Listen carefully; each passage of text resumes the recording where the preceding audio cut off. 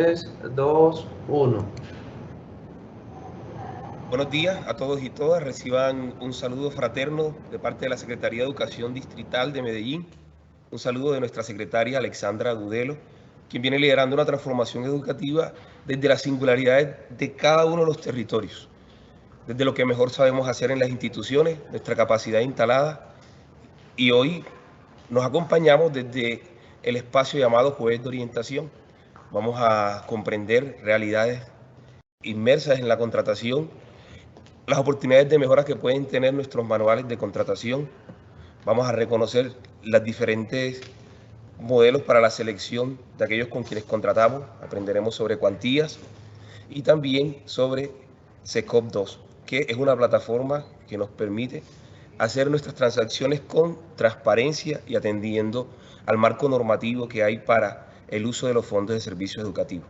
Reciban también un saludo fraterno desde el Centro de Innovación del Maestro. Yo soy Eduardo López, director técnico de MOVA, rector en comisión de la ciudad de Medellín, rector en la institución educativa Pablo Neruda. Nos encontramos en comisión sirviendo en este momento desde MOVA y nos alegra mucho el poder acompañarlos, que no es nada loable, no estamos haciendo nada en el otro mundo, ese es nuestro deber y queremos hacerlo, queremos que ustedes nos permitan ello, nos permitan construir junto a ustedes las líneas que les van a permitir la transformación, encontrar su camino y servir a la comunidad, poder transformar los territorios. Gracias por su tiempo, gracias por estar puntuales. Hoy nos van a acompañar profesionales de la Secretaría de Educación, de Inspección Financiera. Ellos nos van a dar luces, nos van a dar unos detalles particulares que seguramente nos darán mayor salud en la gestión del recurso en las escuelas. Gracias por los esfuerzos que hacen en el territorio, rectores, coordinadores, todos los que nos están viendo, directores de núcleo. Estamos para servirles. Recuerden que el Centro de Innovación del Maestro dinamiza la política pública de formación de maestros, pero es un espacio que es de ustedes también. Lo que necesiten lo pueden solicitar a través de mova@medellin.gov.co y con una oportunidad de un día estaremos atendiendo su solicitud. Bueno, aún me avergüenza decir que es un día porque tendría que ser en horas.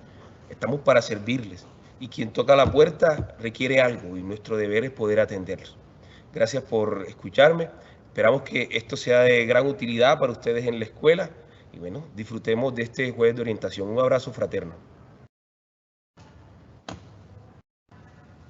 Hola, muy buenos días para todos. Me presento, mi nombre es Lady Laura Vanegas, soy abogada de la Unidad Jurídica de la Secretaría de Educación. El día de hoy me acompaña mi compañera Michelle Castaño del equipo de Inspección y Vigilancia. Michelle. Compañera, necesito que me compartan. Buenos días para todos. Yo soy Michelle Castaño, los voy a estar acompañando también en esta capacitación. Más adelante vamos a ver temas para que tengamos muy presentes dentro del manejo contractual de los fondos de servicios educativos y vamos a darle paso a esta presentación con los temas principales que nos va a desarrollar nuestra compañera Lady Laura. Muchas gracias, Michelle. Bueno, el día de hoy vamos a iniciar nuestra capacitación enfocándonos desde el inicio, que es el marco legal que nos regula en nuestros establecimientos educativos. Recordemos que nosotros como establecimientos educativos pertenecemos a la Secretaría de Educación del Distrito Medellín y nos cobija unos marcos legales como entidades estatales. Y también tenemos un marco legal excepcional que nos otorgan según la cuantía que vayamos a contratar. Entonces, en este momento en pantalla, ¿qué vemos? El marco legal de la contratación pública de manera general, llevándonos a lo específico de nuestras funciones, que es cuando realizamos la contratación de manera especial. Tenemos que en el marco general partimos de la Ley General de Contratación, la Ley 80, que nos aplica a todos como entidad estatal. También estamos reglamentados por la Ley 1150, donde nos habla de los principios y de las maneras de manejar los procesos contractuales. Tenemos las normas donde nos especifican cómo debemos trabajar el tema de supervisión, el tema de interventoría, que sería la 1474. Acá simplemente las estamos nombrando para conocimiento, pero ya profundizaremos en cada uno de estos puntos. ¿Listo? Esto es un recordatorio recorderis de lo que les venimos diciendo año a año de cómo se funciona nuestro proceso contractual. Perdón, Laura. Sí. Una pequeña intervención. Quisiera confirmar si están viendo la presentación en este momento de lo que se está hablando, de lo que está diciendo Laura, para asegurarme de que estén viendo bien la pantalla, por favor. No, Laura, no, Michelle no se está viendo.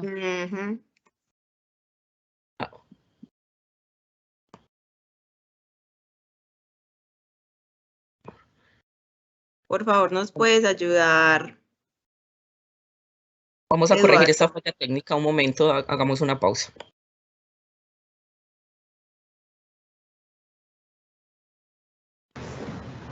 Sí, estamos gestionando desde el en vivo, estamos montando la presentación. Ahora en un momentito que estamos teniendo dificultad para el montaje.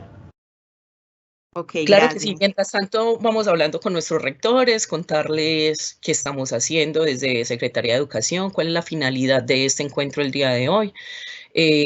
Hacerles un recorderis, resaltar temas importantes que en el día a día, en el acompañamiento que les hacemos en las instituciones, les dejamos como acciones de mejora para que nuestros procesos salgan bien. Recordarles que nuestro acompañamiento es como compañeros de trabajo. Nosotros, nuestra misión y nuestra función es acompañarlos en que los procesos de ustedes salgan avante y que no tengamos ningún daño que sea antijurídico y que de esa manera nosotros poderlos acompañar y que ustedes realicen un buen trabajo. Yo creo que en este momento ya sí se ve la presentación, ¿es cierto? Sí, perfecto. Listo, muchas gracias. Entonces, como les decía, esa es nuestra función, acompañarlos como compañeros de trabajo y recordarles lo que día a día les venimos diciendo e informarles novedades. Hoy vamos a hacer este recorderis sobre este marco legal. Vamos a enfocarnos más adelante en cada uno de los puntos importantes dentro de esta normatividad que nos rige. Les iba diciendo que tenemos también el decreto 1082 del 2015, donde nos habla de todos los conceptos básicos que tenemos que tener en cuenta para nuestro plan anual de adquisiciones, los documentos y demás que tenemos que tener en cuenta en nuestros procesos contractuales, la obligatoriedad de publicar en el SECOP, y en eso nos vamos a enfocar también. No vamos a enseñar el uso y el manejo de la plataforma del SECOP 2 en esta capacitación. Sí les vamos a informar de la obligatoriedad que tenemos para este manejo y cómo se está manejando y qué podemos hacer desde esta plataforma. Listo.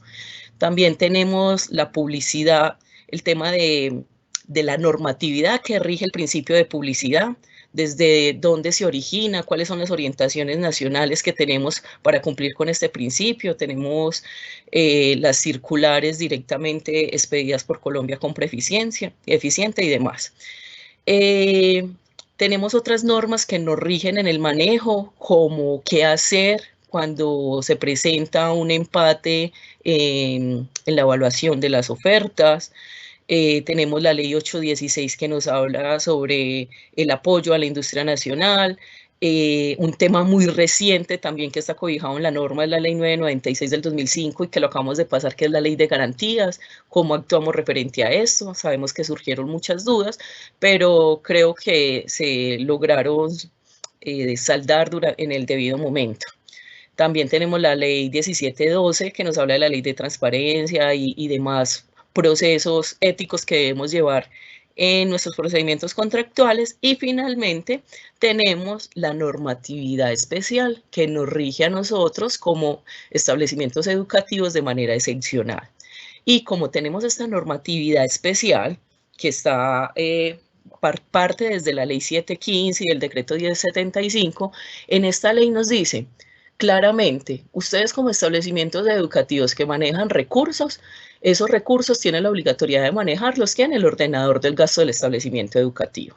¿Quién es el ordenador del gasto de este establecimiento educativo? Es el rector del establecimiento educativo o director del centro educativo. ¿Listo? Esa persona, ustedes, los que están hoy acá acompañándonos, son los que tienen la responsabilidad sobre esa ordenación, ordenar ese gasto, manejarlo, ejecutarlo. ¿Listo? Y en esta norma nos dice, cuando vamos a ejecutar procesos con una cuantía que es inferior a 20 salarios mínimos, vamos a tener unas normas muy especiales acompañados de la entidad territorial que nos van dando guías. Eso es básicamente lo que nos dice esta norma. Ese era el marco general. Ahora bien, para nosotros poder ejecutar esos recursos, nosotros hasta 20 salarios mínimos tenemos que tener muy claro cómo los vamos a ejecutar. Y esta ejecución de esos recursos la hacemos de la mano del consejo directivo. Y nuestro consejo directivo nos expide un reglamento de cómo debemos llevar la ejecución de esos recursos. Y acá les vamos a mostrar qué es lo más importante que debe tener ese reglamento. Ustedes ya tienen un reglamento que hemos venido elaborando vigencia tras vigencia, han venido actualizándolo y hoy les vamos a recordar, por si hay algunos ítems de acá que no lo tengan, pues hablemos con nuestro consejo directivo e implementemos estas situaciones que de pronto les hagan falta. ¿Listo? Recordemos que en todo reglamento de contratación debe tener los principios de la contratación administrativa. Tenemos que definir muy claro los roles que vamos a tener en la ejecución de esos recursos, quién va a participar, qué responsabilidades van a tener y cuáles son estos roles o responsabilidades. ¿Cuál es la responsabilidad del consejo directivo? Reglamentar cómo los vamos a ejecutar. ¿Quiénes participan? Inicialmente y principalmente el ordenador del gasto, que es el rector. Entonces el consejo directivo le da las facultades al rector para que ejecute esos recursos y bajo unas reglas. ¿Listo? ¿Cómo quiere participar o no el consejo directivo? Ya es facultad de cada uno de ustedes. Si el consejo directivo decide participar en los procesos, en la etapa de evaluación de los oferentes, pues que quede plasmado dentro del reglamento que así será. Si no, sería a cargo indispensable del ordenador del gasto que lo realice. Entonces, todo lo que esté plasmado en el reglamento, que esté ligado a la normatividad, es viable. Entonces, si establecemos en nuestro reglamento que nuestro consejo directivo va a hacer las veces de comité evaluador en cada uno de los procesos, entonces tenemos que tener en los procesos un acta firmada por el consejo directivo donde evaluaron esos oferentes. Pero ¿de quién es la decisión y la responsabilidad? Del ordenador del gasto cuando le otorgaron las facultades para realizar la contratación. Entonces, en nuestro reglamento, lo que les quiero decir con esto es un espacio donde nosotros nos debemos sentir cómodos. No tomemos nuestro reglamento como una camisa de fuerza, sino que lo realicemos de una manera amigable a nuestro día a día sin incumplir la normatividad. Porque si nosotros nos colocamos unas reglas muy estrictas en este reglamento, muchas veces van a ser de difícil cumplimiento y nosotros mismos nos estamos colocando la camisa de fuerza. Entonces es muy importante que nosotros como ordenadores del gasto revisemos ese reglamento y si hay algo que tenemos ahí escrito y que no entendemos, pues démosle la claridad, modifiquemos el reglamento, aclarémoslo, para que este instrumento sea amigable en nuestro ejercer nuestras funciones día a día. Entonces es muy importante los roles, las responsabilidades, cómo se van a elaborar los documentos, en qué tiempo se deben expedir, cómo vamos a cumplir con el principio de publicidad, cómo vamos a recibir las ofertas, todo eso que quede bien claro en nuestro reglamento. Por si se nos presenta alguna duda en algún proceso, ¿a quién acudo? Al reglamento. El reglamento es el que me soluciona cómo debo proceder. Por eso debe ser un documento muy bien elaborado. Este reglamento también tiene que tener claro cuáles son los documentos contractuales que voy a utilizar dentro del proceso. Recordemos, y ya lo habíamos visto en capacitaciones anteriores, por eso no nos vamos a detener ahí, que nuestro proceso inferior a 20 salarios mínimos debe tener unos documentos de proceso, estudios previos, invitación pública, acta de cierre del proceso, evaluación del proceso y demás. Es muy importante que como ya conocemos estos procedimientos, empecemos a detallar y a pulir estos documentos. Y en estos documentos debemos de tener en cuenta para esta ocasión implementar el Código de las Naciones Unidas. Entonces vamos a colocar en nuestro reglamento, en la parte donde dice elaboración de estudios previos, vamos a incorporar que dentro de los estudios previos vamos a tener una partecita donde indique cuáles son los códigos de las Naciones Unidas referente a ese bien o esa necesidad que tenemos. Ejemplo. tengo un estudio previo para compra de papelería. Y en el estudio previo inicia con la justificación de la necesidad, el objeto y demás. Después del objeto, ¿qué me dice la norma? Se debe detallar esa necesidad que tengo, la debo enfocar encasillar en un código de las Naciones Unidas. Entonces, ¿qué voy a hacer? Voy a colocar el código referente a esa necesidad que tengo. Para el ejemplo es necesidad de insumos de papelería. Entonces vamos al código de las Naciones Unidas, vamos a buscar el código de las Naciones Unidas referente a ese proceso y lo vamos a indicar ahí. Este código de las Naciones Unidas, sabemos que lo encontramos en la página, buscamos código UNSPSC, ahí nos arroja todos los códigos en diferentes segmentos, nos vamos hasta el penúltimo código que es más general para no irnos a lo específico, porque no es lo mismo decir compra de papelería de decir compra de borrador, que es un insumo de papelería.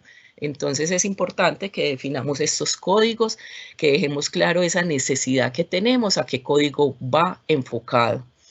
Este es un tema que ya lo manejamos, ustedes ya lo conocen, ya lo saben, es un recorderis que lo debemos colocar dentro del reglamento, la necesidad de que nuestros estudios previos tengan este código. También debe estar en la invitación pública, entonces cuando definamos el objeto, ahí hacemos un recuadrito donde digamos los códigos pertenecientes a esta necesidad son estos. Lo mismo para insumos de aseo, lo mismo para mantenimiento, para todos los procesos. Listo, lo que estamos hablando acá es un ejemplo no más de este proceso. También tenemos que definir muy claro los requisitos habilitantes de nuestro proceso. También tenemos que definir en nuestro reglamento cuáles van a ser los criterios de evaluación, y los criterios de evaluación tienen que coincidir con los criterios de evaluación que coloco en el estudio previo, con los criterios de evaluación que coloco en la invitación pública y con los criterios de evaluación de cómo evalúo en el acta de evaluación. Porque si yo evalúo de una manera, pero el reglamento me dice que era de otra, ya hay una inconsistencia y no estamos haciendo las cosas acorde a nuestro propio reglamento. Entonces es muy importante que revisemos que la manera en que yo estoy evaluando, por ejemplo, yo evalúo, puede ser por puntaje, 80 puntos para una cosa y 20 para otra, pero me voy al manual y el manual me dice que no es 80-20, que es 50-30-20. Entonces ahí ya hay una inconsistencia, debemos hablar el mismo idioma. ¿Por qué? Porque nuestro reglamento es nuestra guía. Entonces eso mismo debe estar plasmado en el estudio previo, eso mismo debe estar plasmado en la invitación pública y de esa misma manera debo evaluar. ¿Correcto? También tenemos que tener en cuenta que dentro de nuestro estudio previo debemos hacer un análisis de riesgos. ¿Qué riesgos me puede llevar a aperturar este proceso? Es fundamental. ¿Qué riesgos me puede llevar este proceso? ¿Cómo vamos a hacer los riesgos? Acá más o menos en pantalla logran ver un Excel, una tablita en Excel general, donde se discriminan los riesgos. Entonces, en la primera columna vemos el número del riesgo, 1, 2, 3, 4, puede ser 3, pueden ser 10, pueden ser 14, los riesgos que ustedes crean que se puedan presentar para iniciar ese proceso. Recordemos que el estudio previo no es el inicio del proceso como tal, sino la invitación pública. En el estudio previo solamente estoy evaluando hasta qué punto puedo avanzar con este proceso. Luego encontramos la clase de ese riesgo, si es un riesgo general, si es un riesgo muy común, si es un riesgo específico, desde dónde se origina este riesgo en la tercera columna.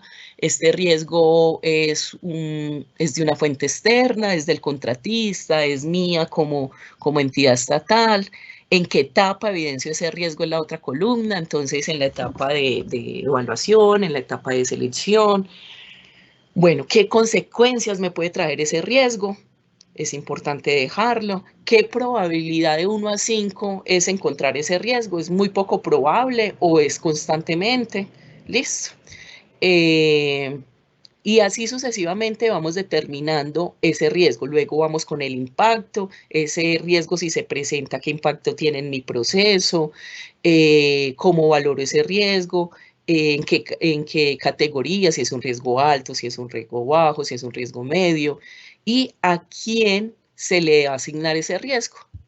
Si ese riesgo a quién le pertenece, es decir, si bien el riesgo, la fuente del riesgo es externa, pero lo cometió la entidad o lo cometió el contratista. Listo, es importante determinarlo.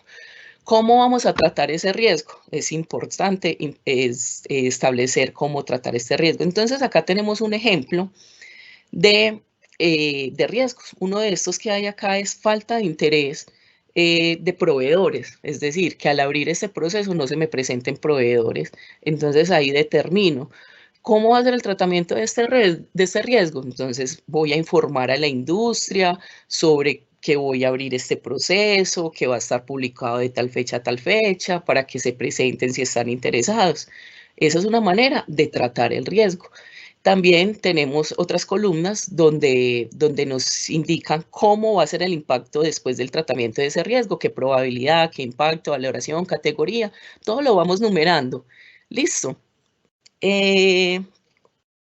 Tenemos cómo vamos a monitorear ese riesgo, quiénes van a ser las personas responsables de mitigar ese riesgo, fecha estimada en que se inicia para tratar ese riesgo. Entonces, este riesgo, por ejemplo, lo trato desde la planeación. Si es un riesgo de que no me cumplan con la oferta, es decir, que se me presente una oferta, pero que después se me quiten, entonces, ¿cómo voy a tratarlo? Entonces, existen las pólizas, ¿voy a pedir pólizas o no voy a pedir pólizas de cumplimiento de este proceso? Es importante que analicemos, ese es el estudio previo, verificar todo lo que se me pueda presentar, todo lo que puede ser previsible. Obviamente no estamos obligados a lo imposible y hay cosas que son impredecibles, ¿cierto?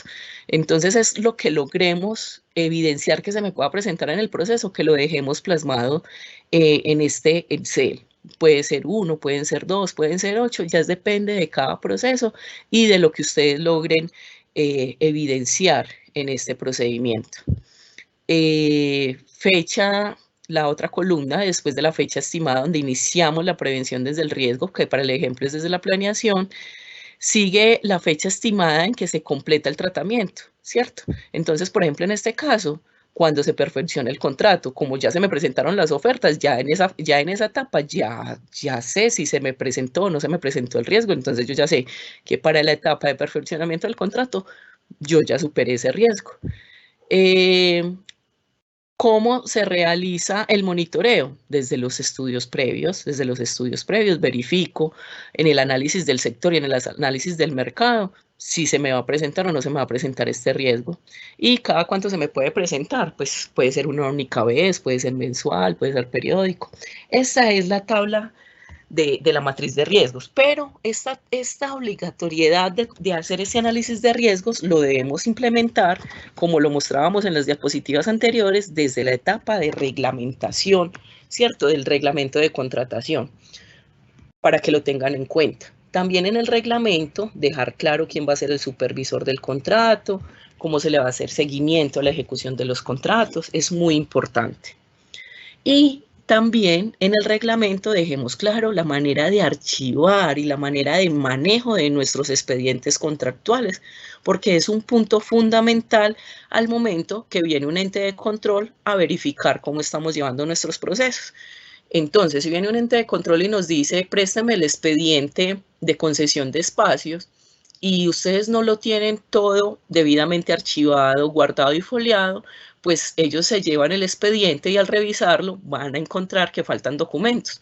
Y puede que los documentos sí estén, pero estén en otro archivo o los tengan en la gaveta la secretaria o X situación que se pueda presentar. Entonces ahí nos va a quedar a nosotros un hallazgo porque no teníamos la documentación completa o porque digan que no hicimos el proceso como debe ser.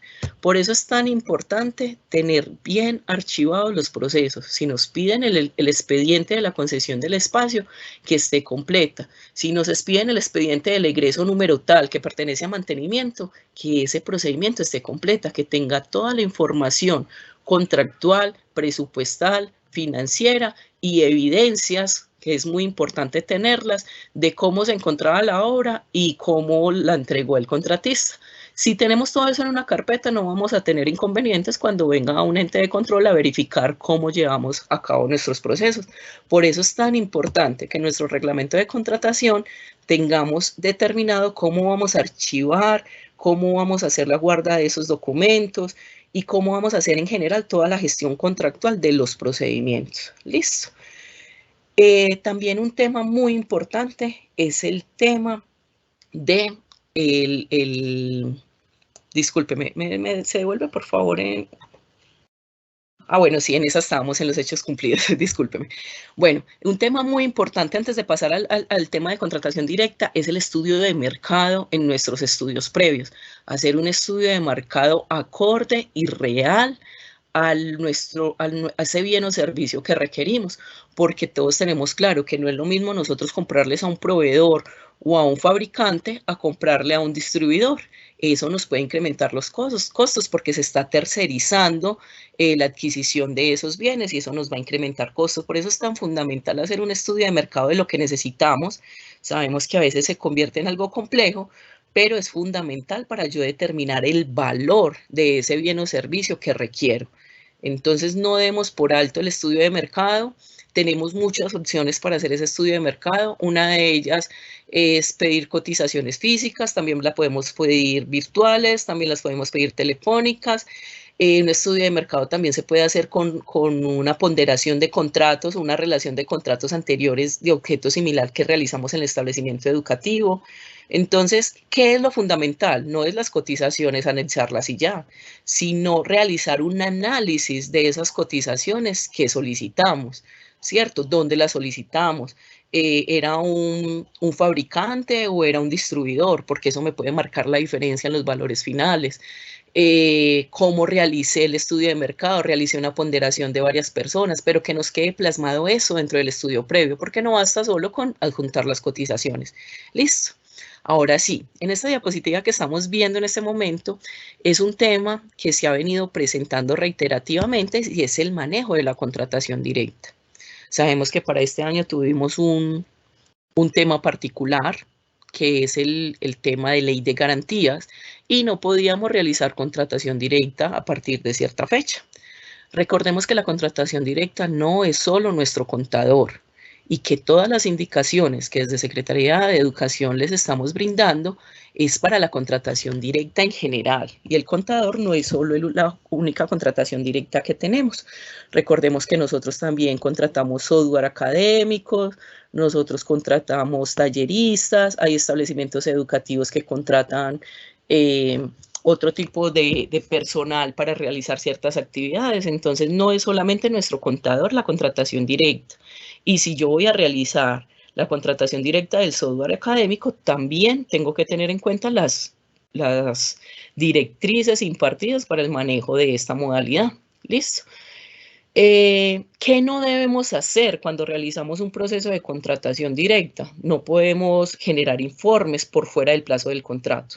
Si yo firmé un contrato hoy, 28 de julio, el contador o el tallerista o la persona que me va a prestar el servicio del software académico solo puede ejercer sus funciones desde la firma del contrato.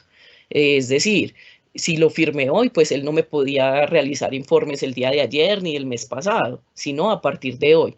¿Qué sí puede hacer? Colocarse al día a partir de hoy que firmé con cosas pendientes que tenía en el establecimiento educativo, pero no es que desde la semana pasada él estuviera trabajando, no, a partir de hoy empieza a trabajar y una de sus actividades es colocarse al día, eso sí está bien. Entonces tengamos muy en cuenta que por fuera del plazo del contrato, antes de la firma ni después de la terminación se puede ejecutar el contrato en contratación directa, no solo contador, estamos hablando de toda modalidad de contratación directa. En el tema del software académico, que es un tema muy particular, recordemos que nosotros no estamos contratando por un plazo de un año el software académico, nosotros estamos comprando un bien o un objeto que es una licencia. ¿Qué característica tiene esa licencia? Que esa licencia que voy a adquirir es para que me funcione esa licencia un año, más no significa que el contrato sea, el plazo de la ejecución del contrato sea un año. Es un contrato de prácticamente de compraventa donde yo le pago por una licencia y él me entrega la licencia. ¿Qué pasa? Que la vigencia de esa licencia es de un año. Es muy diferente a yo hacer un contrato por un año, para que no tengamos esa confusión que la he notado mucho y se ha presentado. Es como, les colocaba en estos días un ejemplo, me perdonan los cuentos del ejemplo, yo voy a comprar algo de alimento, una lata de atún, Y la lata de atún tiene una fecha de vencimiento. No significa que esa lata de atún me tenga que durar todo ese tiempo de vencimiento. Yo la ejecuto, la compré y ese fue el proceso de compra y venta. Ella me entregó la lata de atún, yo la pagué. Que sí es la condición, que esa lata de atún me pueda durar un año. No significa que yo voy a tener una relación contractual con la señora de la tienda por un año, para que marquemos esa diferencia. Entonces yo compro el software y el software, el contrato puede decir adquisición de software académico y el plazo de la ejecución del contrato es 15 días. Es decir, que esa persona tiene 15 días para entregarme el software académico y yo recibir la satisfacción dentro de esos 15 días. Y yo verificar que ese software académico sí tiene la licencia por un año. Listo, para que no nos enredemos que la licencia es por un año, entonces el contrato debe ser por un año. Espero haber sido clara en este aspecto. Repito, yo compro la licencia para que la licencia sea por una vigencia de un año, pero yo la compro en el término de una semana, de 15 días, máximo un mes. Entonces la duración de ese contrato es una semana, 15 días o un mes. Más no significa que ese contrato va a ser un contrato a término sucesivo o un término de un año. Listo, para que guardemos esa diferencia o para que la tengamos presente. ¿Qué otro tema tenemos que tener en cuenta que no podemos realizar en un proceso de contratación directa?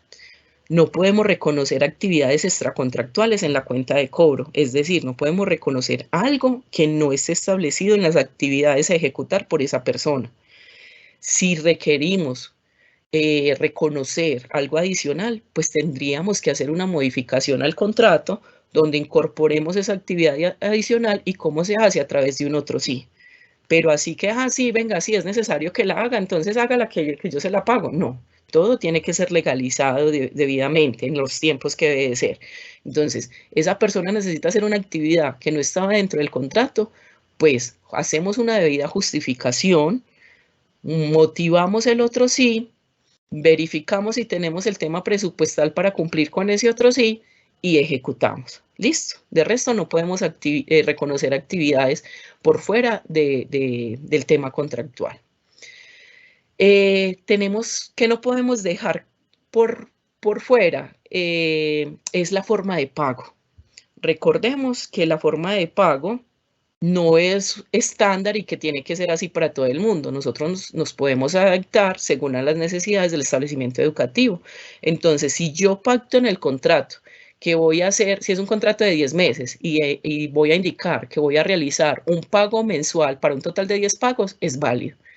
Si el contrato es por 10 meses, pero digo que voy a realizar solamente 2 pagos durante la vigencia del contrato, es válido. Y que el primer pago va a ser después de a los 5 meses y que el último pago va a ser cuando entregue a satisfacción, también es válido, pero que quede plasmado en el contrato. Si yo realicé un plan de pagos en el contrato y no lo voy a cumplir, pues eso me implicaría una modificación en el contrato también a través de un otro sí. No significa que, yo pacté con usted 10 pagos mensuales, pero no, este mes no le va a pagar y le va a pagar el otro mes 2. Ahí ya estaríamos incumpliendo con el contrato. Entonces tengamos muy claro la forma de pago en nuestros procesos contractuales. Tengan muy claro el otro sí que debe ser dentro del plazo del contrato. Es decir, yo tengo un contrato con un contador o con un software, lo que sea, y se me vence hoy 28 de julio y me acordé mañana, entonces mañana hago el otro sí. No puedo, yo cómo voy a hacer un otro sí de un contrato que ya murió el día anterior. Es decir, el contrato muere hoy y yo cómo le voy a hacer un otro sí mañana cuando el contrato ya está muerto, perdonen la expresión. Entonces, el otro sí se debe hacer dentro del plazo del contrato. Si el contrato termina hoy 28 de julio, hasta hoy 28 de julio tengo plazo para hacer un otro sí, para modificar plazos del contrato, para modificar actividades, para modificar valor, todo debidamente justificado y bajo el marco legal. Listo.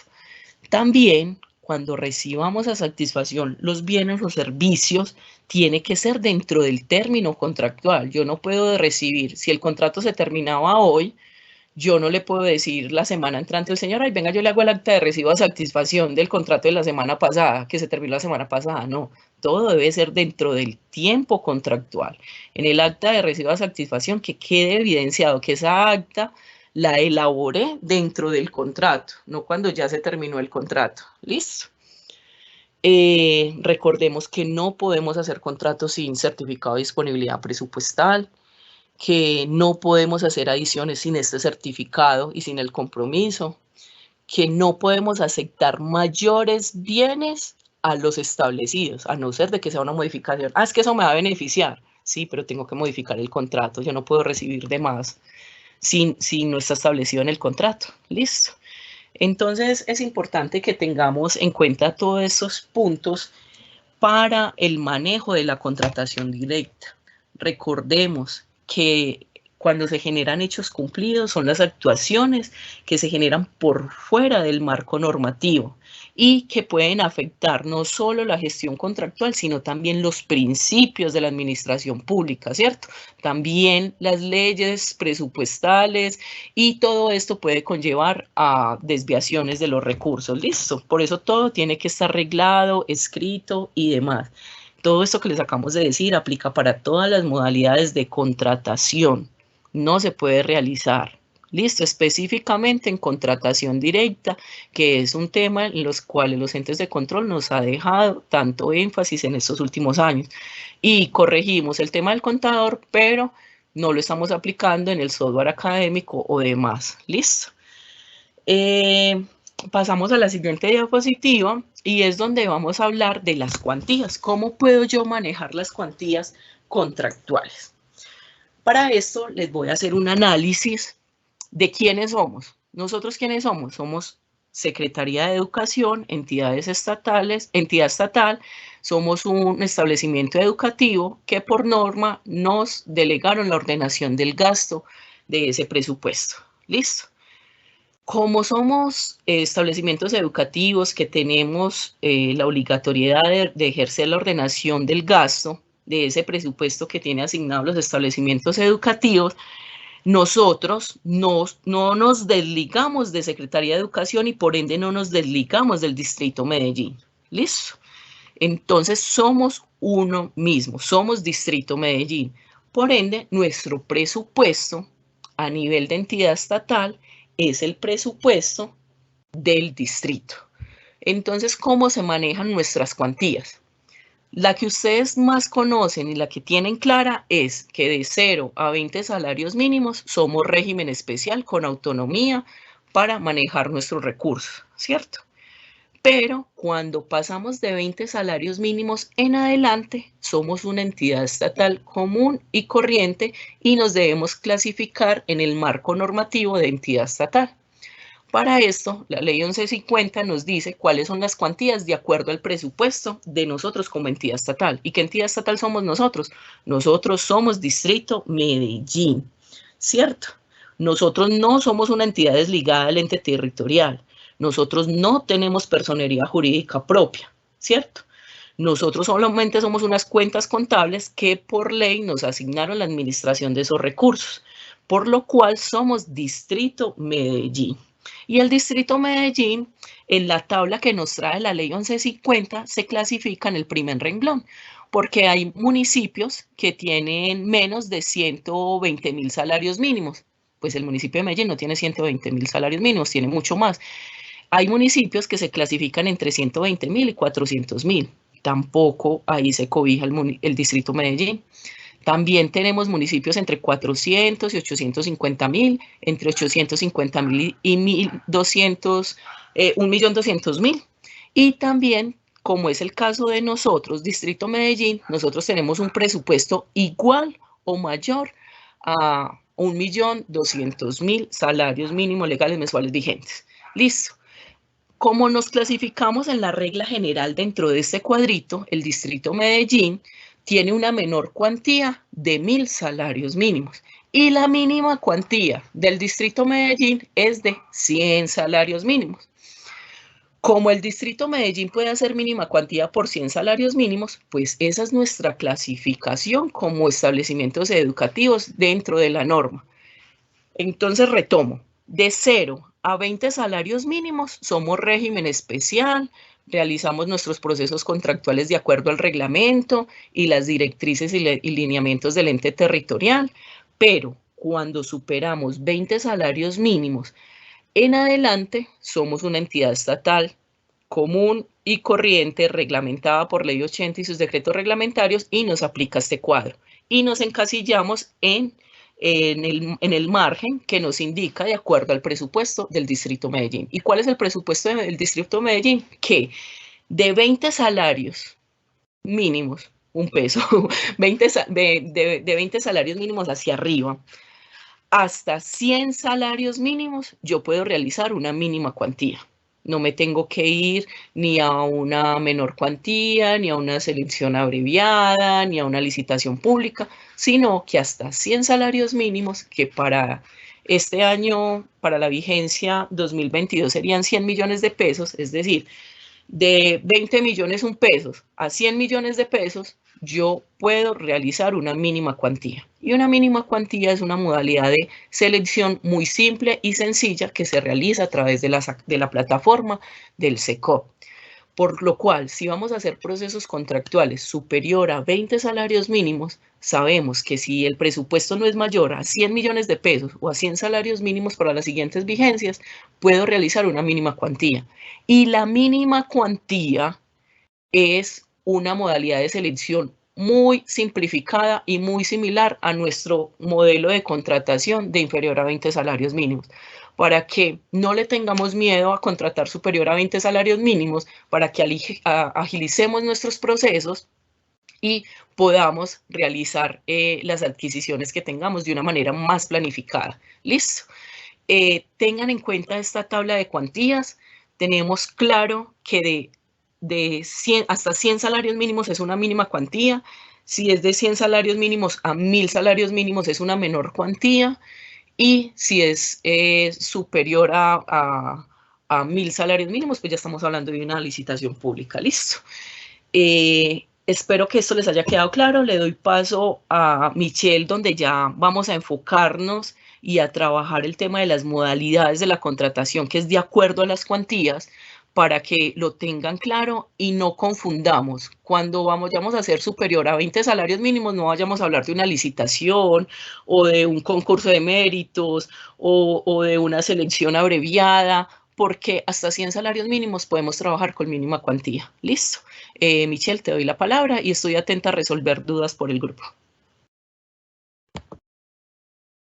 Muchas gracias, Laura. Bueno, entonces, con esta aclaración tan importante que Laura nos acaba de realizar, vamos a verificar algunos aspectos de manera general sobre las modalidades de contratación estatal, tanto de Ley 80 como la que nosotros aplicamos de régimen especial inferior a 20 salarios mínimos, ¿cierto?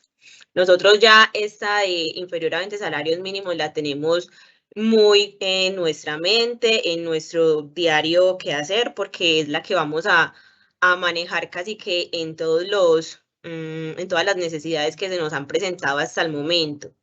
No obstante, en las últimas vigencias principalmente hemos visto que en varias instituciones ya se ha presentado una necesidad que supera esos 20 salarios mínimos y que pues al tener ya el recurso, el presupuesto y la necesidad claramente identificada, requieren de la utilización de otras modalidades de contratación, pasando a la Ley 80. Entonces, ya debemos tener pues claridad en que cuando tenemos una necesidad superior a 20 salarios mínimos, debemos determinar, de acuerdo a las cuantías que Laura nos acaba de explicar, qué vamos a utilizar de acuerdo al objeto y a lo que tenemos presupuestado para esa necesidad. Hasta 100 salarios mínimos, 100 millones de pesos, como nos decía Laura, vamos a poder tener la posibilidad de realizar la modalidad más simplificada que tiene la Ley 80, que es la mínima cuantía, pues a excepción de la contratación directa, que ya es un procedimiento que no tiene proceso de selección objetiva, sino que ya por las condiciones y por la autorización que la norma expresamente nos da sobre las causales que son taxativas, lo podemos realizar pues sin llevar todo ese proceso de recepción, verificación de ofertas y demás. Entonces pasamos a la mínima cuantía. cuando tengamos una necesidad hasta 100 salarios mínimos, independientemente del objeto contractual. Puede ser un servicio, puede ser una obra, puede ser un suministro de bienes, de cualquier tipo de elemento que nosotros necesitemos en las instituciones, que es lo más frecuente que vamos a manejar. Pero dado el caso que nuestra necesidad y nuestro presupuesto excedan esos 100 salarios, esos 100 millones de pesos, tenemos la posibilidad también de verificar los aspectos que nos trae la selección abreviada y posteriormente la licitación pública, ¿cierto? En materia de contratación estatal, se supone, y digo supone pues porque en la práctica no lo vemos así, pero la licitación pública es la regla general para la selección de los contratistas. No obstante, como las normas en sus avances han venido trayendo varias excepciones y varios lineamientos que adicionan esta ley 80, entonces la licitación pública nos pasa pues como, entre comillas, de ser la generalidad, muchas veces a ser la excepción. Más en nuestro caso, pues que de pronto se nos va teniendo en cuenta pues como nuestros presupuestos y nuestras cuantías, va a ser un poco más difícil que lleguemos como a esa selección, a esa modalidad. Pero entonces, si tenemos una necesidad superior a 100 salarios mínimos, vamos a pasar, como nos decía Laura ahorita, a la menor cuantía. Esta menor cuantía se puede realizar a través de la selección abreviada para la adquisición también de bienes, de obras, de servicios. Y la selección abreviada también tiene unas características especiales y unas modalidades, como unas submodalidades dentro de esta modalidad, que puede ser de menor cuantía o de se me fue la palabra, o de Características subasta. No, de subasta. De subasta, lo podemos hacer por una subasta, por ejemplo, cuando queremos, aquí en la última columna, subproceso, tenemos la subasta inversa, cuando tenemos pues como un recurso al que le vamos a adjudicar ciertas cantidades y vamos a esperar pues que los oferentes nos mejoren sus ofertas y hagan una especie de puja para ver quién se queda pues como con la adjudicación. O ya directamente, pues como por el menor precio, nos podemos llevar a la celebración del contrato. Entonces, cuando tengamos esa necesidad, ya podemos verificar por qué modalidad dentro de esta de menor cuantía podemos realizar el proceso para que se adecue más a nuestra necesidad, a nuestro objeto contractual y a lo que estamos justificando pues en cuanto en el estudio previo, en cuanto al presupuesto y a los elementos que vamos a aplicar. Ya cuando superemos esa menor cuantía, que serían los 1000 salarios mínimos, ahí sí directamente vamos a pasar a la licitación pública, que también es para cualquier objeto contractual. Pero entonces, como les decía, de pronto esa la vamos a tener un poquito más por fuera de nuestro radar, ya que nuestro presupuesto se ajusta muchísimo más a la menor o a la mínima cuantía en algunos de los casos de las instituciones educativas principalmente.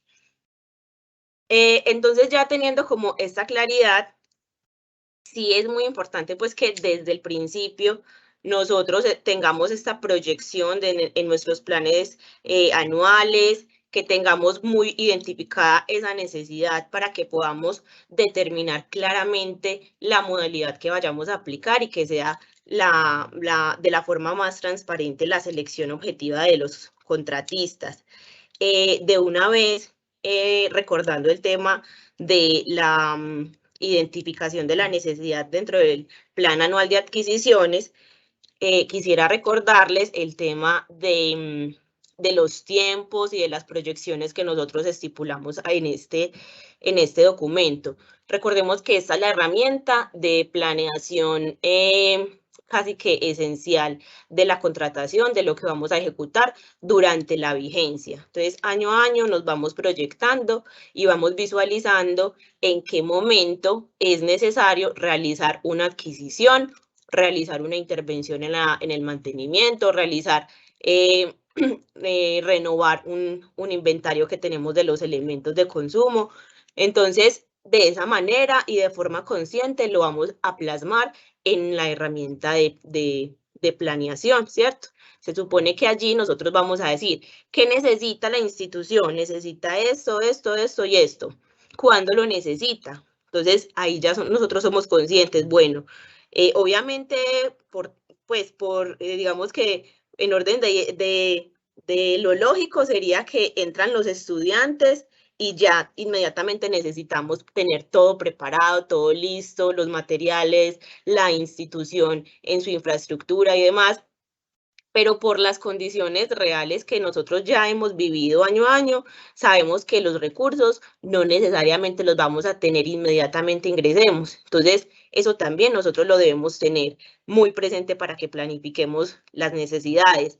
Listo, si yo más o menos voy a tener el recurso finalizando febrero, comenzando a mediados de marzo, nos proyectamos pues como una fecha más o menos probable. De ahí en adelante voy a hacer las grandes inversiones cuando ya tenga todo ese presupuesto unificado, ¿cierto? Entonces ya podemos decir, listo, yo voy a realizar esta compra de los equipos que tengo programados para la media técnica, identifico la cuantía, si voy a comprar, si ya tengo el recurso y sé que voy a tener más o menos, ejemplo, 40 millones, entonces me voy a programar a que voy a realizar esa adquisición de equipos en el mes de mayo por la modalidad de mínima cuantía, ¿listo? Y así sucesivamente con cada una de las necesidades que vamos plasmando. Obviamente, como se les ha indicado, esta herramienta es totalmente flexible, es modificable las veces que sean necesarias para que se ajuste a la realidad que ya estamos viviendo durante la ejecución de los procesos, pero eso sí, les hemos reiterado también la necesidad de que esas modificaciones que se les haga a los planes se publiquen también en la plataforma, en el SECOP, para que haya una consistencia entre la planeación y la ejecución cuando ya estamos dándole la publicidad a cada uno de esos procesos que se va llevando por parte del establecimiento educativo. Entonces, vemos que todo esto es como un conjunto, una sucesión de cada uno de los documentos y de las etapas que nosotros estamos manejando para que ese equipo, ese computador o esas resmas o esos lapiceros lleguen a la institución y por ende pues debemos tratar de que cada pedacito concuerde y se concatenen bien durante la ejecución de ese proceso. Como nos decía Laura en la parte inicial, uno de los aspectos importantes que estamos, digamos que, reevaluando y reforzando para estas nuevas vigencias es la parte del estudio de mercado y del sector económico al cual nos estamos dirigiendo con esas necesidades que identificamos. Ustedes ven que nosotros en cada capacitación recordamos brevemente el paso a paso del proceso contractual de régimen especial para la adquisición de bienes y servicios. En este caso, vamos a retomar lo que ya hemos indicado sobre el estudio de mercado y el sector para que reforcemos dentro de nuestros procesos la parte del análisis que estamos dejando plasmado dentro del documento de estudios previos para esas necesidades. Inicialmente, ustedes saben que este documento lo encabeza la justificación de la necesidad, ¿cierto? Entonces, si requiero la compra de X elemento o la adquisición de X servicio, debo justificar de manera clara, de manera detallada, de manera precisa para ese caso, qué es lo que evidencio yo dentro del establecimiento educativo. Y es muy importante que esto quede totalmente detallado porque, dado el caso que durante la vigencia se nos presente una situación que me lleve a mí a adquirir nuevamente un objeto similar, entonces, ya que es una necesidad externa que nació por otra situación, va a quedar así justificada, ¿cierto? Entonces, es claro que no debemos decir, necesita el mantenimiento de la planta física general en abril, y en septiembre necesita el mantenimiento de la planta física en general. Pero ¿por qué? O sea, por el desgaste, por el invierno, por una situación particular que se me presentó, por una situación excepcional del acueducto, por una situación ambiental, de los árboles que rodean la institución, ¿cierto? En muchos casos, cuando se está en la revisión y en el diálogo con los rectores, ellos tienen las necesidades en su cabeza súper claras, súper específicas y tienen cada uno de los detalles que pasan en su establecimiento educativo. Pero cuando vamos a revisar el proceso, no están describiendo de esa misma manera la necesidad.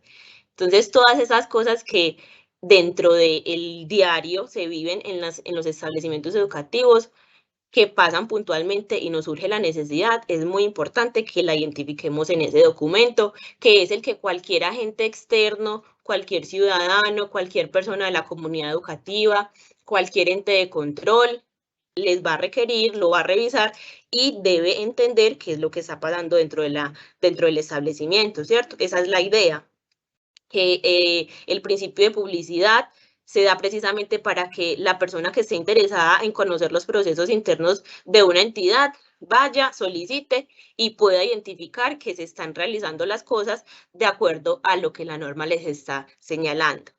Entonces, justificada esa necesidad de manera detallada, pasamos a ver esa necesidad, cómo se está moviendo en el mercado. Obviamente, lo más importante después de cubrir la necesidad es ver cuánto va a costar. Entonces, si yo necesito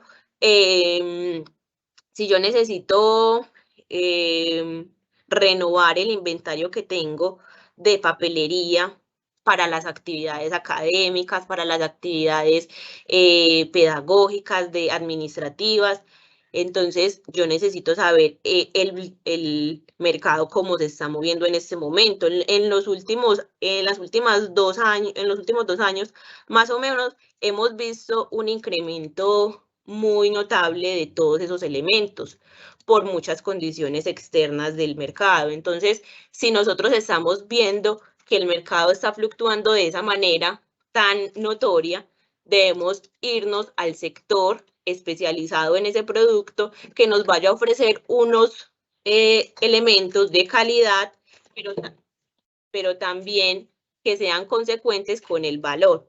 Entonces, de esta manera vamos a permitir que cubramos la necesidad y también verifiquemos que nuestro presupuesto lo estamos invirtiendo de la manera adecuada, yéndonos al sector económico puntual que estamos requiriendo para ese caso.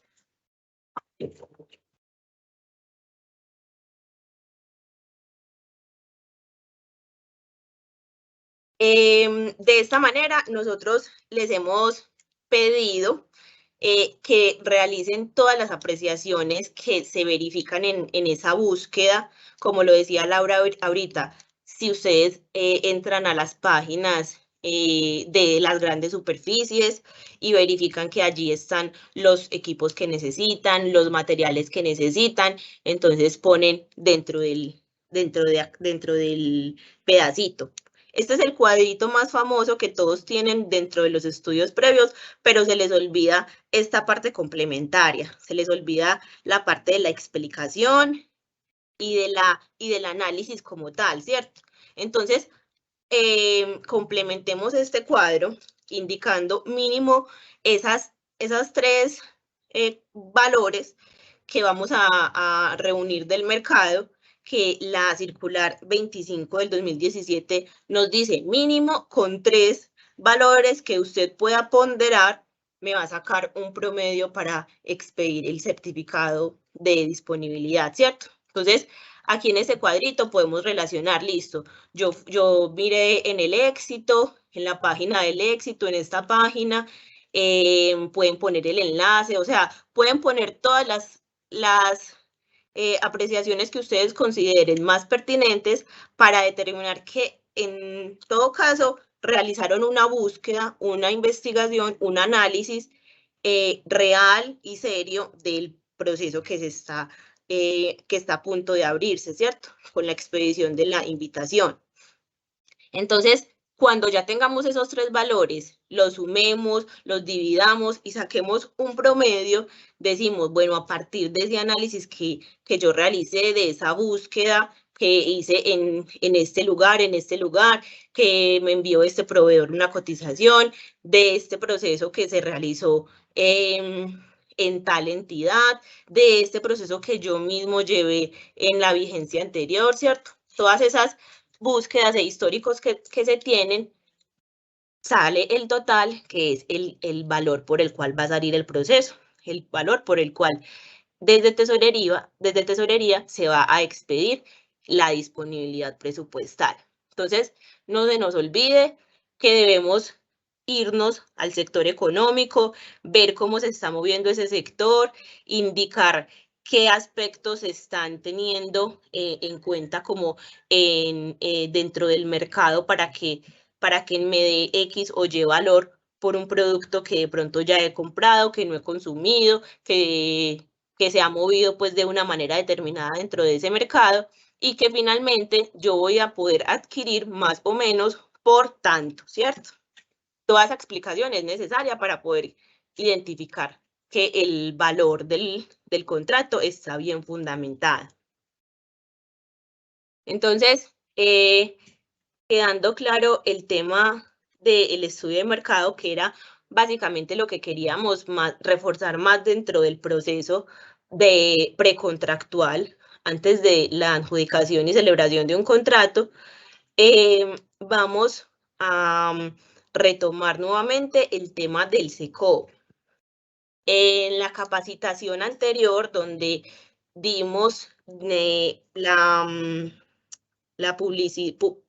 la publicidad de la circular 02 de Colombia Compra Eficiente sobre la publicación que ya vamos a realizar en el SECOV 2, en la plataforma SECOV 2, hemos notado durante las visitas que hubo un malentendido o una mala interpretación, de pronto una lectura que no surgió como debería haberse entendido. Entonces vamos a volver a explicar para que haya un poco más de claridad frente a este tema y no se hagan como ejercicios que no se han dado la instrucción. Entonces, en este caso, para la publicidad del SECOV 2, ya tenemos la experiencia del SECOV 1, ¿cierto?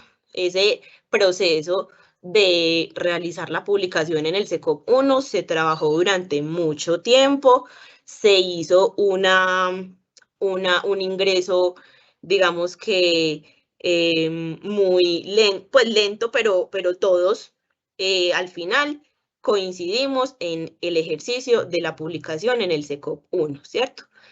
Una vez ya cumplimos con nuestra obligación que la norma nos ha traído en el aspecto contractual y de publicidad, sale esta plataforma SECOV 2 con una obligatoriedad gradual, ¿cierto? Entonces, no es que salió SECOV 2 y ya ahí mismo todos nos metimos a SECOV 2, no.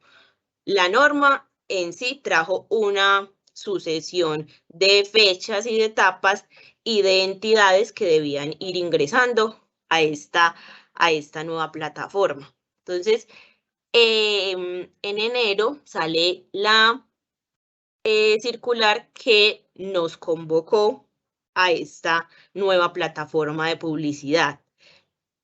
Nosotros, al ser un régimen especial, tuvimos como esa concesión, y solamente hasta la semana pasada, 18 de julio, comenzamos a tener como obligación realizar la publicación de los procesos contractuales que se generan a partir del 18 de julio en la plataforma SECOP 2. Entonces, recordemos, si nosotros tenemos unos procesos en curso que se están ejecutando, que fueron adjudicados antes del 18 de julio y se inició su publicidad a través de la plataforma SECOP 1, por allí lo vamos a llevar hasta la liquidación, hasta el acta de liquidación de ese proceso que estaba en curso. A partir de julio 18 del 2022, cuando se nos generó una necesidad nueva, cuando realizamos un proceso de contratación nuevo, y vamos a comenzar a darle la publicidad a ese proceso, lo vamos a realizar a través de la plataforma SECOP 2. Para ello, nosotros les solicitamos y les pedimos que fueran a consultar en la página todo el tema del registro, los manuales, los paso a paso que estaban ya publicados en la plataforma de Colombia Compra Eficiente, para que tuvieran pues el usuario y los ingresos de una vez ya determinados, y en el momento de presentarse el proceso ya pudieran iniciar de manera más oportuna, más normal, ¿cierto? Entonces, en este momento, cuando se nos presente esos nuevos procesos, vamos a ir a publicarlos de una vez a la plataforma SECOP 2. ¿Cómo? Como veníamos publicando en el SECOP 1, es decir, esta plataforma, y de una vez me voy a adelantar a esta diapositiva, esta plataforma, a diferencia del SECOP 1, que era una plataforma meramente de publicidad, donde nosotros realizábamos los procesos y le dábamos la publicidad dentro de los 3 días siguientes a la suscripción de ese documento, como nos lo indica la norma, esta es transaccional.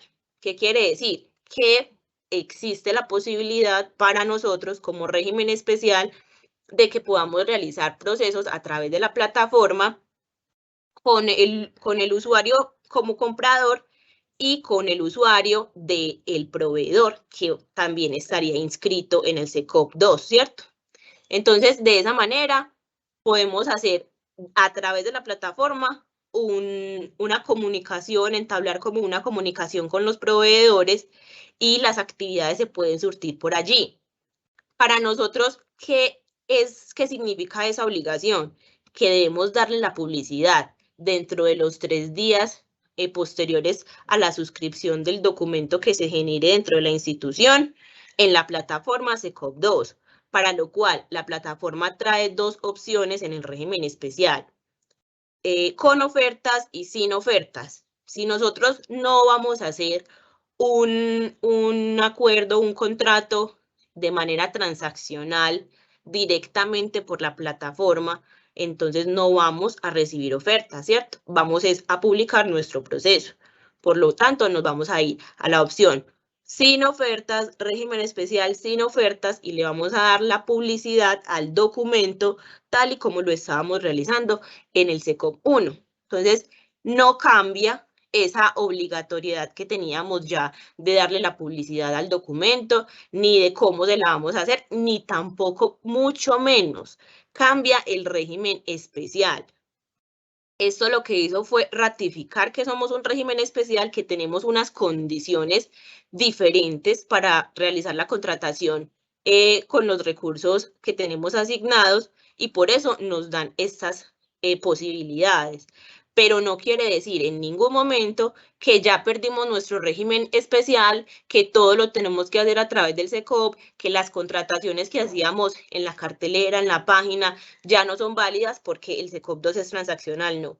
La esencia del SECOP 2 es que sea transaccional, pero como las entidades estatales tienen un régimen general o un régimen especial, a las especiales les dieron esta posibilidad, ¿cierto? Entonces, para que tengamos eso muy presente, muy claro, no nos confundamos, no quiere decir que no podamos realizar el proceso de manera transaccional, sí lo podemos hacer, para eso está la opción, pero si es de la necesidad de la institución solamente darle la publicidad como se estaba realizando, solamente se publica el documento una vez usted haya sacado, haya publicado el estudio previo, la invitación en la página web, el acta de cierre, el acta de evaluación, todo eso que usted debe publicar en la página web, aquí va y lo publica de manera simplemente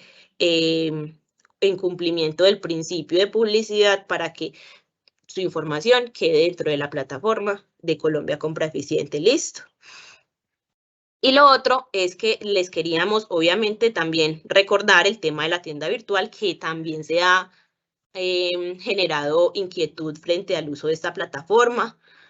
Nosotros, por ser régimen especial, no es que no podamos hacer nada de régimen general, claro que sí, sino que lo normal es que podamos usar el régimen especial. Pero como les dije ahorita, hay necesidades en algunas instituciones educativas que se han generado y los mismos rectores, los mismos ordenadores del gasto van en la búsqueda de la modalidad y de la plataforma que más se adecue a su necesidad. Entonces, si dentro de ese análisis ustedes consideran que en la tienda virtual pueden encontrar una compra mucho más eficiente, mucho más oportuna, con unas calidades que son adecuadas, con unos precios que se ajustan a su presupuesto, pueden realizar el proceso a través de la tienda virtual también. Esta plataforma también es transaccional. Allí mismo están los proveedores. ¿Qué quiere decir que sea transaccional? Que así como están todas las entidades, también están inscritos los proveedores. Entonces, quienes me van a ofrecer a mí los equipos, los televisores, los computadores, los videobeam, los ventiladores y los materiales de papelería, de aseo, de ferretería. Todos estos elementos los puede encontrar allí, puede encontrar los proveedores que están ya preseleccionados por una licitación que realizó Colombia Compra Eficiente, los evaluó, les revisó su idoneidad y aplican para prestar ese servicio. Entonces, de esta manera nosotros vamos a la tienda, verificamos si algún acuerdo marco vigente se ajusta a la necesidad que nosotros tenemos y podemos realizar esa transacción, esa compra, a través de un acuerdo marco, de los acuerdos que implican la agregación de demanda de los bienes que requerimos y a través de las grandes superficies, que también es el tema que nos han mencionado y que este tema de la tienda virtual fue objeto de esa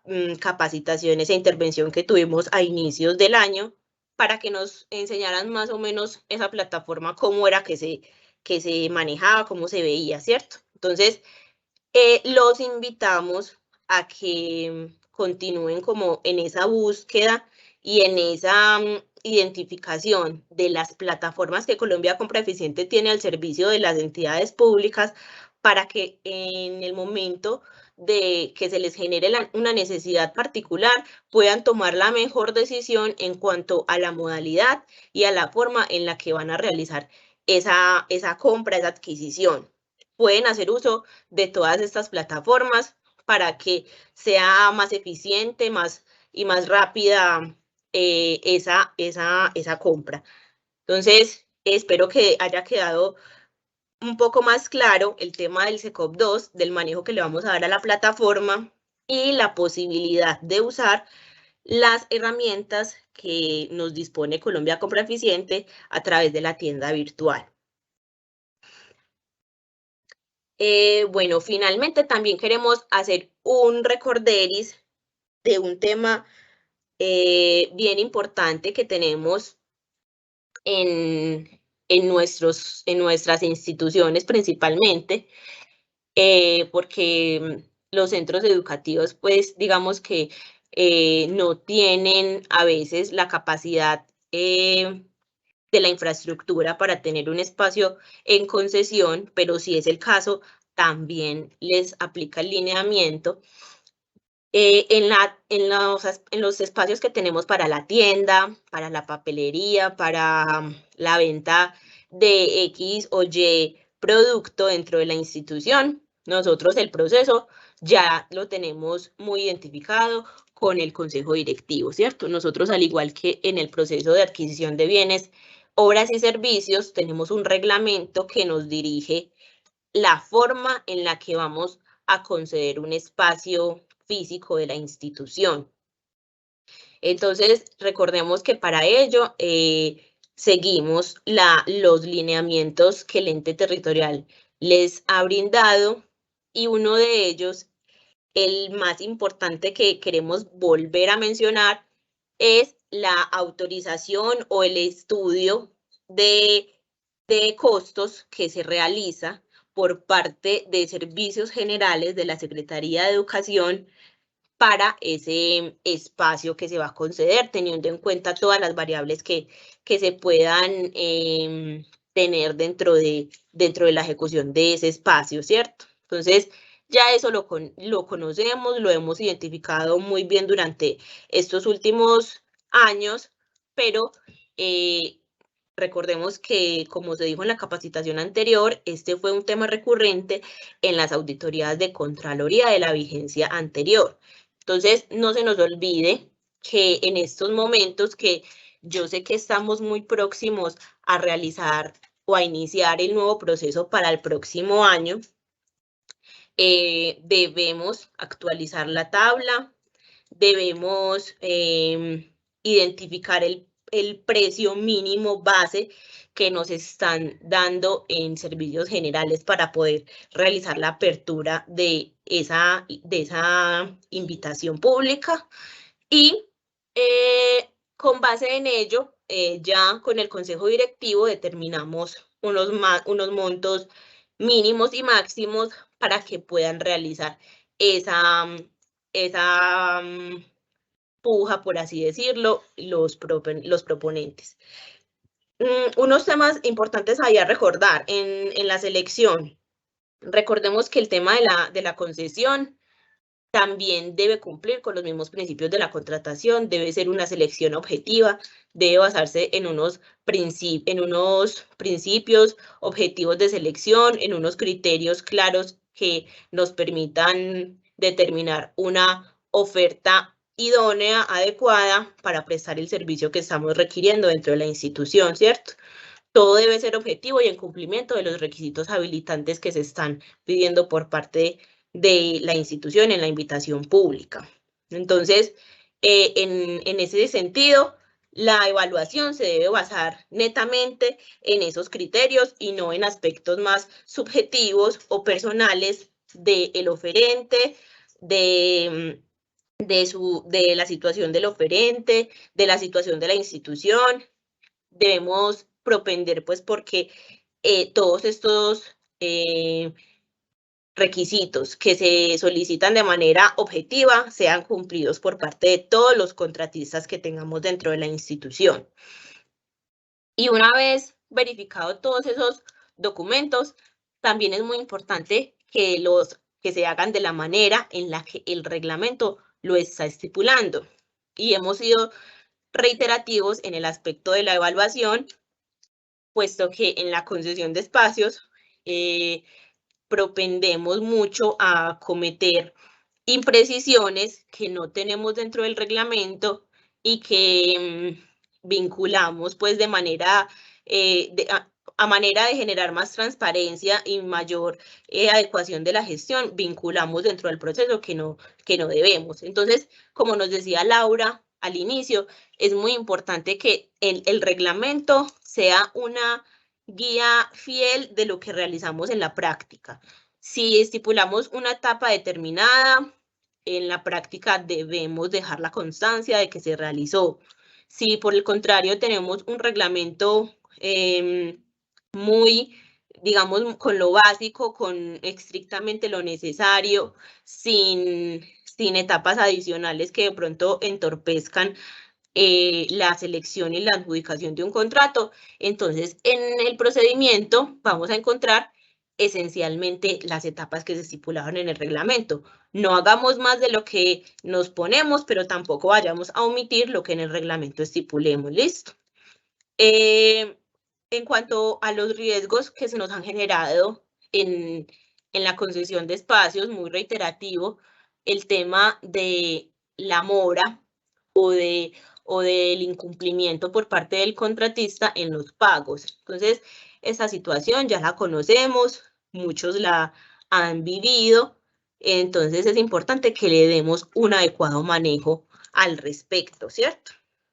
Como supervisores de la contratación, tenemos a cargo la veeduría o la verificación permanente de cada una de las etapas que se están presentando dentro del proceso. Entonces, si nosotros vemos que por X o Y razón se está incumpliendo alguna de las condiciones que se estipularon en el contrato por parte del proveedor, debemos hacer inmediatamente el llamado de atención, generar los informes de supervisión de manera escrita. Recordemos que en lo público, lo verbal y lo que no se deje plasmado es como si no se hubiera hecho, como si no se hubiera realizado. Entonces, si nosotros simplemente vamos y le decimos, señor, por favor, póngase al día, está retrasado, pague, no.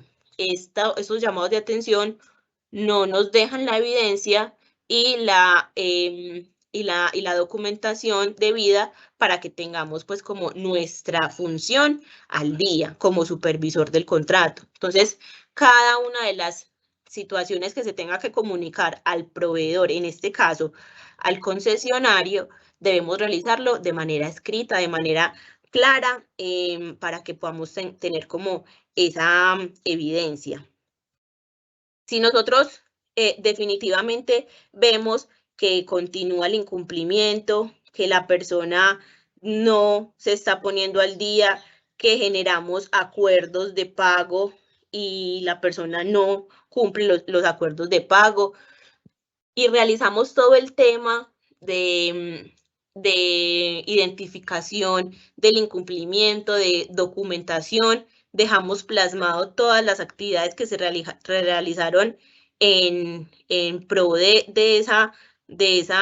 ese cumplimiento y que fue fallido. Entonces vamos a proceder con ese paso persuasivo previo a remitir la documentación para un cobro coactivo, ¿cierto? El cobro coactivo, recordemos que está en cabeza de la unidad de cobro de la Subsecretaría de Tesorería, de la Secretaría de Hacienda. Entonces, en cabeza de ellos va a llegar esa situación, pero cuando ya el rector, el ordenador del gasto, como supervisor del contrato, haya dejado la evidencia claramente identificada dentro del expediente de los intentos fallidos que tuvo por recuperar ese dinero, de los incumplimientos constantes que se generaron en los acuerdos por parte del proveedor y demás, todo muy detallado para poder hacer ese acompañamiento. De lo contrario, ¿qué debemos hacer nosotros? Esto para las personas que ya tengan el inconveniente actual. Pero ¿qué es lo ideal? Que en este momento a nadie más se le presente esta situación y, como ya se ha mencionado, pues que se generen las precauciones antes de que se materialice este hecho. Entonces, lo que debemos realizar es blindarnos de manera anticipada dentro del contrato, para que los riesgos que se nos puedan presentar por el incumplimiento los podamos, digamos que le podamos dar manejo casi que de inmediato. Recordemos que el incumplimiento constante puede dar lugar a una terminación anticipada, así debemos estipularlo en el reglamento y en el contrato, para que nosotros no tengamos la carga como ordenadores del gasto de asumir esos incumplimientos del concesionario en un determinado momento. Entonces es muy importante que previamente nosotros hagamos la alerta, gestionemos y hagamos todas las acciones contundentes para que esa situación pueda mejorar en el corto plazo, y si no, se tomen las decisiones de manera anticipada, de manera previa a que ya el tiempo no nos permita pues como dar otro manejo.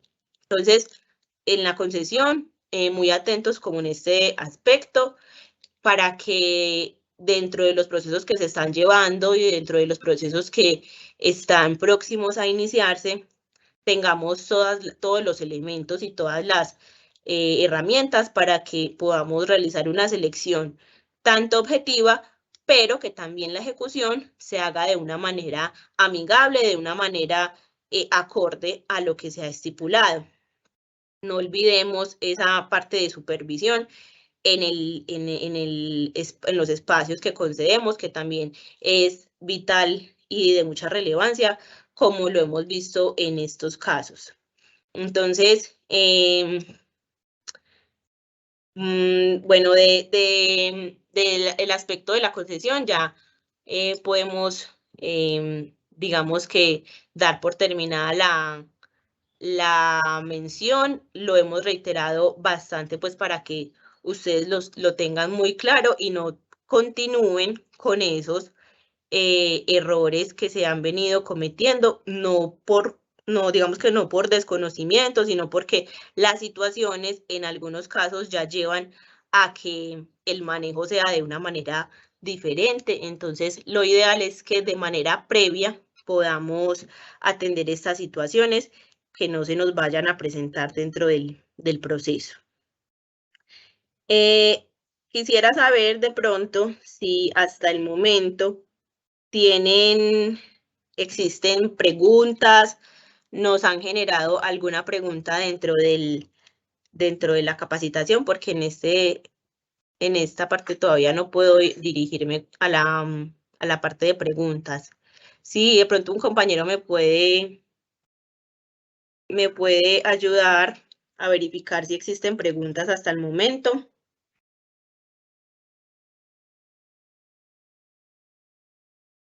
¿O todavía no se han generado? Miquel, sí, ya te las voy a ir compartiendo de forma ordenada. Entre los asistentes, la pregunta que más se evidencia gira en torno a los beneficios que puede traer el uso de la plataforma SECOP2. Pero creo que ha sido surtido en la presentación, pero si tenemos algo para complementar y resolver esta duda, bueno, es propicio ello. Bueno, muchas gracias, Eduardo.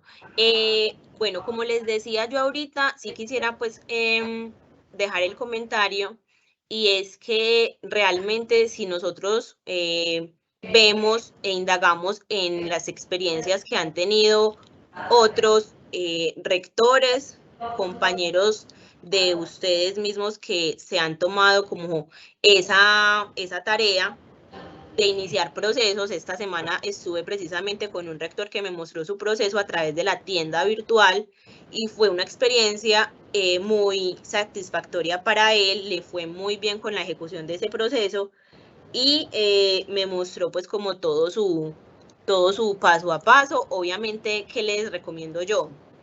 A la hora de irnos por un proceso a través de la tienda virtual, como cada acuerdo marco es un mundo diferente, o sea, no es lo mismo que vayamos a comprar papelería, a que vayamos a comprar ferretería, a que vayamos a comprar equipos tecnológicos y periféricos.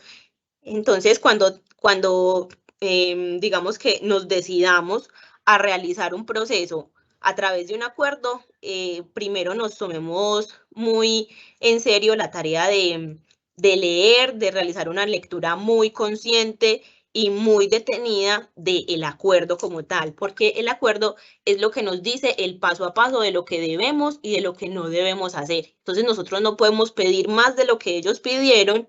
Como les decía ahorita, Colombia Compra hace primero una licitación pública. Allí todos los proponentes interesados en brindar ese servicio o ese suministro se presentan y ellos con las condiciones que estipularon ya hacen como el grupito de los proveedores que van a brindar el servicio, por ejemplo, de ETPs, que es el acuerdo marco que existe en este momento para la compra de equipos tecnológicos y periféricos. Entonces, cuando ya identificaron esos proveedores, ahí sí abren el acuerdo y ya las entidades interesadas empiezan a realizar sus órdenes de compra. Ustedes tienen que coger la minuta del acuerdo marco que Colombia Compra generó y ahí dice cuáles son las obligaciones de usted como entidad. Entonces, usted se las lee y las tiene muy, muy claras. ¿Cuáles son las obligaciones del proveedor que va a quedar seleccionado? Entonces, ahí el acuerdo mismo le dice a usted qué fechas tiene que tener en cuenta, cuántos días tiene usted para generar la solicitud de cotización, cuántos días tiene el proveedor para contestarle, cuántos días tiene usted para generar la orden de compra, si no genera la orden de compra, ¿qué debe hacer? Si hay unas garantías que se tienen que aprobar, que ya las trae también la minuta, entonces usted tiene que pedir esas garantías, tiene que aprobarlas en tanto tiempo, debe generar la orden de compra en tanto tiempo, ¿cierto? O sea, es un manual que con una lectura muy consciente nos va a dar el camino ideal para llegar a esa orden de compra y a cubrir nuestra necesidad. Entonces, la experiencia, digamos que no es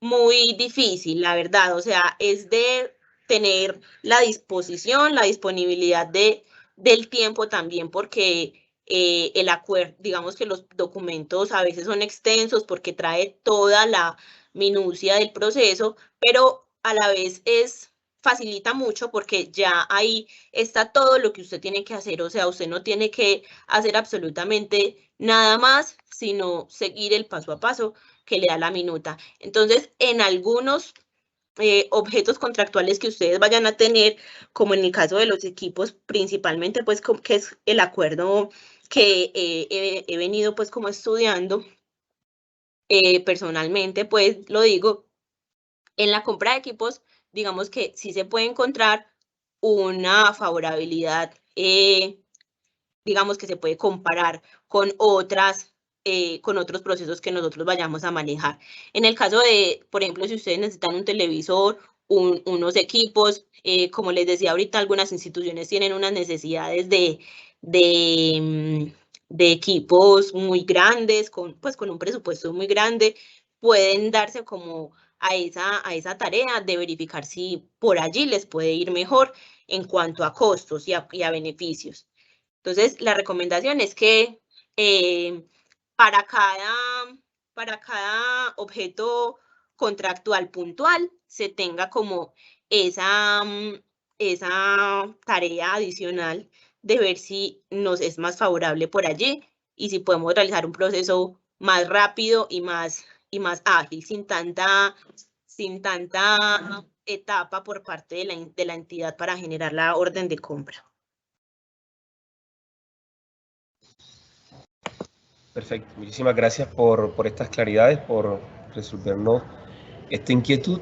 Tenemos más que una pregunta, es un comentario que nos hacen a través del chat, y es que cuando se enfrentan a la plataforma, el equipo contable y también los rectores, que no es con tanta fluidez como está en la teoría, y hacen la solicitud específica de que se puedan generar experiencias de formación que le permita a ellos adquirir las habilidades necesarias para poder hacer mayor uso de SecOps2, que consideran, así como lo mencionabas en la respuesta, que permite tener mayor eficiencia en los procesos de contratación.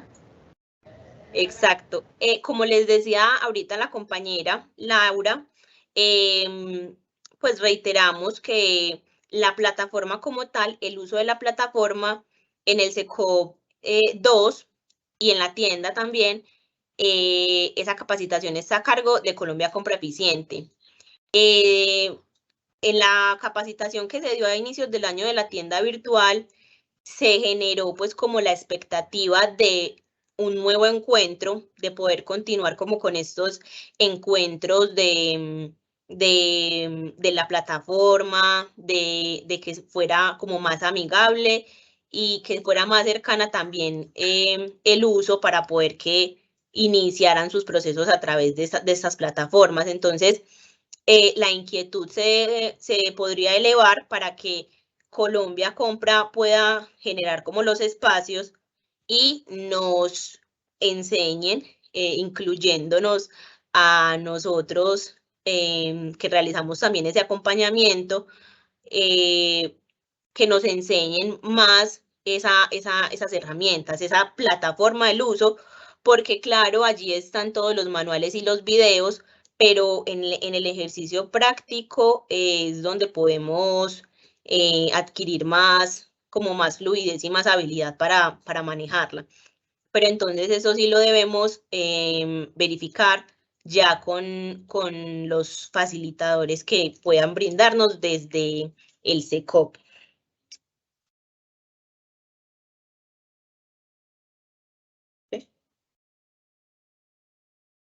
Bueno, yo creo que desde esa perspectiva logramos resolver esa pregunta específica que nos hacían sobre SECOP 2. Estamos también en el chat del grupo de rectores, nos están compartiendo una pregunta específica referente a la charla, pero bueno, antes de leer la pregunta yo les quiero dar las gracias a ustedes por la claridad que le han dado hoy a nuestros asistentes. También la seguridad y la tranquilidad, porque a veces desde la escuela sentimos estos procesos un poco lejanos, pero en realidad se pueden acomodar a la gestión escolar y nos van a dar mucho mayor salud en el manejo de los fondos de servicio educativo. Dice una pregunta, la plataforma SECOP 1 está dejando subir procesos de contratación en este momento, que si siguen subiendo por SECOP 1 mientras se logra habilitar la plataforma SECOP 2 o si definitivamente se debe hacer la migración obligatoria a SECOP 2. Bueno, perfecto. Para darle respuesta a ese ordenador del gasto y que todos lo tengan presente, la obligatoriedad en las normas a nivel nacional y el uso obligatorio del SECOP 2 es a partir del 19 de julio. En este momento, si no tenemos habilitada la plataforma del SECOP 2, no podemos iniciar un nuevo proceso por el SECOP 1. En la normatividad es claro, donde nos indican que ni siquiera modificando el mismo reglamento podemos hacer uso del SECOP 1. Entonces, la invitación es a darle cumplimiento. Recordemos que desde vigencias anteriores veníamos a invitarlos a explorar la plataforma del SECOP 2, que crearan el usuario, fueran aprendiendo a manejarlo para que en el momento que nos llegara esta restricción no tuviésemos estos inconvenientes. Entonces, en este momento es adecuar nuestra planeación a la entrega del usuario del SECOP 2 para poder seguir realizando las contrataciones. La contratación que ya tengamos en este momento en plataforma, en marcha, sí las podemos seguir usando por el 1, pero en este momento, si iniciamos un nuevo proceso y utilizamos el 1, pues tendríamos que acarrear con las consecuencias de pronto un hallazgo de algún ente de control en el momento en que nos revisen. Listo, para que tengamos en cuenta, a partir del 19 de julio, el uso obligatorio de la plataforma del SECOP 2 y solo podemos hacer por el 1 lo que ya habíamos iniciado antes de esta fecha. ¿Listo? Y recordarles también que cualquier duda, inquietud que tengan de algún asunto en particular, en la Secretaría de Educación del distrito recibimos a través del correo radicación.edu@medellin.gov.co estas inquietudes. Ustedes las dirigen, las escriben en este correo, allí se las radican y ya nos la envían al equipo correspondiente para la respuesta, porque recordemos que a veces cuando tenemos dudas en los procedimientos no interviene el mismo profesional o no interviene el mismo equipo, entonces desde allí se distribuye de una manera mejor para una adecuada respuesta. ¿Listo? Bueno, no sé si de pronto tengamos alguna pregunta o, Laura, señor Eduardo, más que una desde aquí. pregunta, el ordenador Sí, del gasto nos dice que él ha intentado crear varias veces, está intentando la inscripción en SECOP 2, pero le han devuelto los papeles 5 veces. Entonces, ¿qué hace en listo. ese caso? Son muy claros con los documentos que se requieren. De pronto tenemos alguna falla en los documentos que estamos enviando, pero para nosotros tener certeza de por qué se los están devolviendo, nos debemos contactar con la mesa de servicio directamente de Colombia Compra Eficiente, ya que la entidad territorial no tiene competencia en el proceso de esta plataforma. Entonces, dirijámonos a cualquier duda en la plataforma directamente a la mesa de servicio de Colombia Compra Eficiente, que son los que nos pueden resolver las dudas. Sí he tenido esa observación muy reiterativa y al final se subsana aportando los documentos correctamente. De pronto confundimos las resoluciones, nos piden la resolución de cargo como rector, pero nos piden una certificación y esa certificación no la aportamos para avalar esa resolución de que actualmente sí estamos. Entonces eso nos genera un reproceso. Pero para ser claros por qué no las han devuelto, debemos acercarnos a través de las líneas de atención de la Mesa de Ayuda de Colombia Compra Eficiente, que la encontramos en la parte final de la página, todos los temas de contacto directamente con ellos. ¿Listo?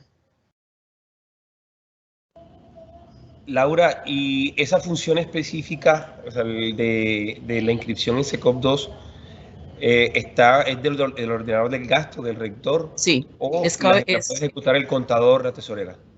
no, es la responsabilidad exclusiva del ordenador del gasto. Hay muchos equipos de trabajo financieros y presupuestales que apoyan en enviar los documentos y demás, pero la responsabilidad exclusiva es del ordenador del gasto, ¿cierto? Somos los responsables de solicitar el usuario, manejar el usuario y ejecutar el usuario. Perfecto. No, infinitas gracias por esta claridad. Le damos las gracias a todos los asistentes, a todos los que estuvieron activos y participaron de forma asertiva de este jueves de orientación. Infinitas gracias a ustedes, a María, a Michelle y a Laura por sus saberes, los saberes que nos transmiten. Bueno, seguiremos construyendo saberes que faciliten la gestión escolar desde el buen gobierno, desde la inteligencia y el bienestar colectivo. Un abrazo fraterno, reciban nuevamente un saludo de la Secretaría de Educación Distrital de Medellín. Muchas gracias. Muchas gracias.